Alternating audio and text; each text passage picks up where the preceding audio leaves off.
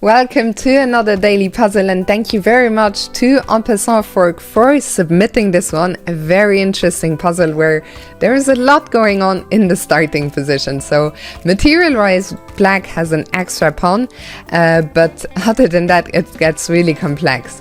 The rook is under attack, and that's the first question we should ask ourselves. What happens if we take the rook? We'll look at that in a second. The knight is also under attack, as is the pawn on a5.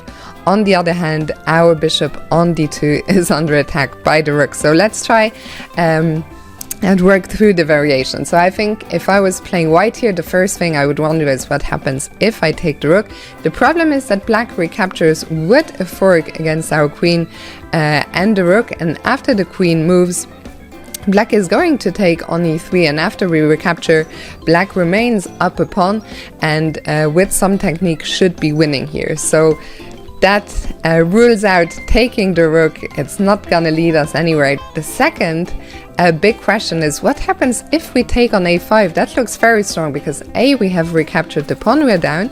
Secondly, we are attacking both the knight on c7 and the rook on d5. So at first sight, bishop takes a5 seems to be completely winning, but black has this incredible resource, the only move, knight e6, not only removing the knight that was under attack, but also hitting our queen at the same time. And here, after a move like queen g4, the computer thinks that white is a tiny bit better, probably owing to the bishop pair, but we don't have a winning advantage. So bishop a5, tempting, but not winning. So we have to go back to the starting position again. There was one more piece that was hanging, so let's look at that. Queen takes c7, and well, if black doesn't want to be a lot of material down, the rook is under attack, it will have to take on d2 to equalize the material, and here it comes, the winning shot.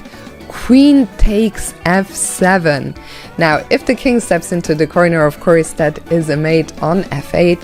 And if the queen recaptures, the idea was to not take on f7, but instead play rook e8 checkmate, with the king having no escape and the queen not being able to capture since it is pinned to the king on g8. So very well done if you found the solution to this puzzle and didn't get distracted by all the options that were available to us.